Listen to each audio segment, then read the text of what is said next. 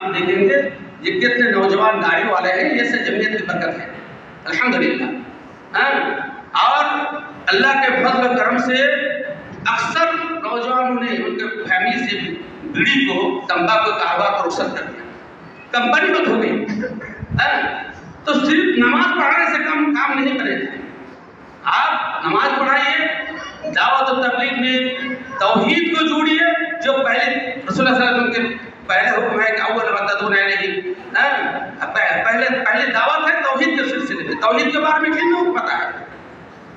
किन लोगों को पता है तौहीद के कितने अक़साम हैं, तौहीद के माना क्या है, ये तो अक्सर लोगों को मालूम नहीं। तो पहले तौहीद की दावत दीजिए, आप अमल की भी दावत दीजिए, साथ साथ सब कुछ चले, लेकिन सिर्फ अमल के लिए, नमाज पढ़ने के लिए दावत देते हैं, ये सब ठीक है। तो दरअसल ये आपको एक यहाँ किताब है, आप लोगों की लिखी हुई किताब है, जो 1933 में इलियास कांदलवी साहब मक्का गए थे, मदीना गए थे, और मदीना में उन्होंने ख्वाब में देखा कि रसूल अकरम सल्लल्लाहु अलैहि वसल्लम फरमाते हैं कि इलियास तुम अपने घर वापस जाओ और दावत इस्लाम का काम करो। अच्छा आप बताइए, रसूल सल्लल्लाहु अलैहि वसल्लम को ख्वाब में कौन देख सकता है? यह ख्वाब में जिसको देख रहे हैं वो अल्लाह के रसूल ने कैसे बता? जो पहले देख रखा है वही रख सकता है कि है अल्लाह के रसूल का चेहरा। मुझको जिसने नहीं देखा वो ख्वाब में कहा मैंने अब्दुल्लाह सलाफी को देखा, कभी नहीं देखा, तो कैसे पता कि अब्दुल्लाह सलाफी देख लिया? नहीं, हदीस का मतलब ये नहीं है कि कोई शख्स दावा करे कि बाद में कि मैंने अल्लाह के रसूल को देखा, ये दावा गलत है, जबकि रसूल सल्लल्लाहु अलैहि वसल्लम को पहले देखा ही नहीं।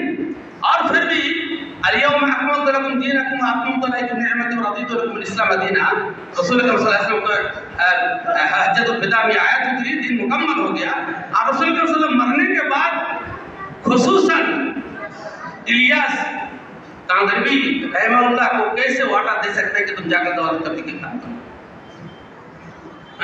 मक्का मदीने में उलमा नहीं है, जिसमें हदीस में है कि रसूल एक ज़माने में आएगा कि लोग पूरी दुनिया छान डालेंगे, मदीने के जैसे आलम नहीं पाएंगे। सही है जिसे, लेकिन इलियास कांदलवी को ख्वाब में, ये ख्वाब के दिन है, ख्वाब के दिन है। 1933 में आज की किताब में लिखा है, हमारे में किताब में आया है। লিহাজা আপনারা বুঝতে পারছেন যে 1933 ইলিয়াস কান্দালভি হজে গেছিলেন এবং মদিনা মসজিদে তিনি স্বপ্ন দেখলেন যে রাসূল করিম সাল্লাল্লাহু আলাইহি ওয়াসাল্লাম পরপর 3 রাতে তাকে বলছেন তুমি দেশে ফিরে যাও এবং দাওয়াতের কাজ করো। এটা কি করে সম্ভব? ইসলাম পূর্ণ হয়ে গেছে বিদায় হজের দিনে, আর তাকে নতুন করে হঠাৎ আছে। কারণ কোরআন এবং সহিহ সুন্নাহর যে সমস্ত দলিলগুলো ওনারা পেশ করলেন, এগুলো যথেষ্ট ছিল না একজন আলেমের দাওয়াত তাবলীগ কাজ করার জন্য? অবশ্যই যথেষ্ট ছিল, কিন্তু কি করবেন? हर जगह छलपशार है, नीयत में गड़बड़ी है, ये आखिरी ज़माना है, फितरे का दौर है, जो होना है वो।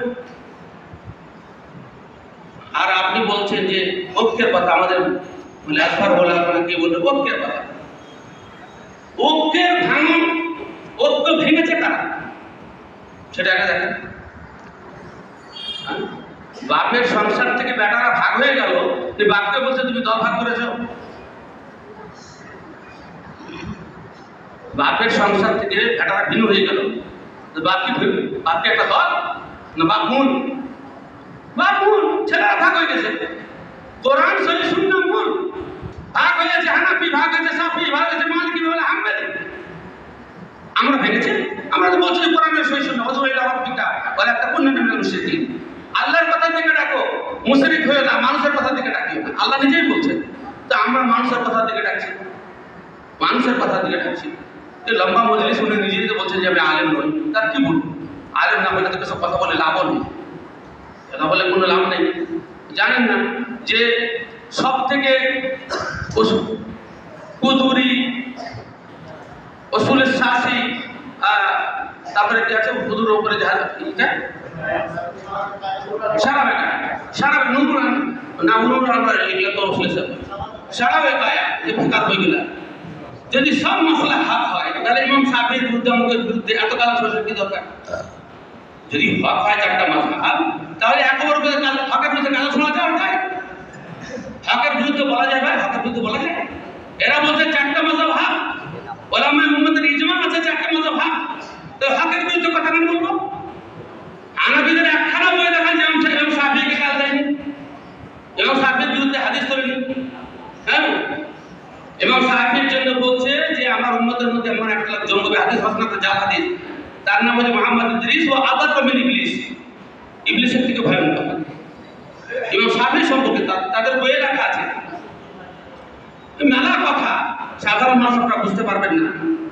আমি আমাদের আবু তাহেরকে জাযাকাল্লাহ খায়রান একটা সুন্দর উপমা দিয়েছেন যে যে আহলে হাদিস আলেমরা, আহলে হাদিস মানুষেরা নিজের সমাজে সোসাইটি ইনঅ্যাক্টিভ, সে ওখানে গিয়ে কোন ময়দানে অ্যাক্টিভ হয়ে যাচ্ছে, এখানে কাজ করার ময়দান নেই। মুশকিল কথা ভাই। আল্লাহ তাআলা সকলকে সঠিক পথ, আমাকে এবং তাদেরকেও সঠিক পথ দেখার তৌফিক দান করেন, দেখান। আমরা যাতে ভুল পথে না যাই। আল্লাহুম্মা আরিনাল হাক্কা হাক্কান ওয়ারযুকনা ইত্তিবা ওয়া আরিনাল বাতিলা বাতিলান ওয়ারযুকনা ইজতিনাবা। আল্লাহ যেন বাতিল থেকে আমাদেরকে বাঁচার তৌফিক দান করেন। আমরা কাউ খারাপ জানি না। কোন আহলে হাদিস আলেমের দ্বারা, কোন আহলে হাদিস পাবলিকের দ্বারা কোন হানাফি মসজিদ ভেঙেছে কিংবা কোন হানাফি আলেস মসজিদে নামাজ পড়লে তাকে তিরস্কার বন্ধ করেছে, একটা ইতিহাস দেখা যাবে না। আর আমার চাচা হানাফি মসজিদে নামাজ পড়েছিল, সেটা আমি পিঠে বিয়ে দিয়েছি। আমার নিজের চাচা হানাফি মসজিদে বিয়ে দিয়েছিল, বলার দলে আমিন বলার কারণে গোটা মসজিদ ধুয়ে দিয়েছে, গোটা মসজিদ। কিন্তু কত হানাফি কত আলেস মসজিদে নামাজ পড়ে, গোটা আহলে হাদিস গ্রাম এলাকাতে কত অল্প সংখ্যক হানাফি আছে, কোন মসজিদে আক্রমণের চাই কিন্তু সারা পৃথিবীতে। গোটা ভারতবর্ষে কোরআন এবং সহিহ সুন্নাহ অনুসারীদের উপরে হানাফিদের জুলুম লিখলে একটা বড় দাস্তান হয়ে যাবে। হ্যাঁ, গোটা পৃথিবীতে, গোটা পৃথিবীতে। সুতরাং আমরা ঐক্যবদ্ধ চাই। আমরা কোরআন এবং সহিহ সুন্নাহটাকে ওয়াতাসিমু বিহাবলিল্লাহি জামিআন ওয়া লা তাফাররাকু, আমরা কোরআন এবং সহিহ সুন্নাহ থেকে ডাকছি। আমাদেরকে খারাপ ভাববেন না। খারাপ যদি ভাবেন, সে আমাদের ভাবনার জবাব দেবেন আমার কাছে। আমরা দলিল ছাড়া কথা বলি না, আমরা বিনা দলিলে একটাও কথা বলি না, আমরা বুজুর্গানের দিনের কথা টানি না, কোনো আলেমের কথাও টানি না। আমাদের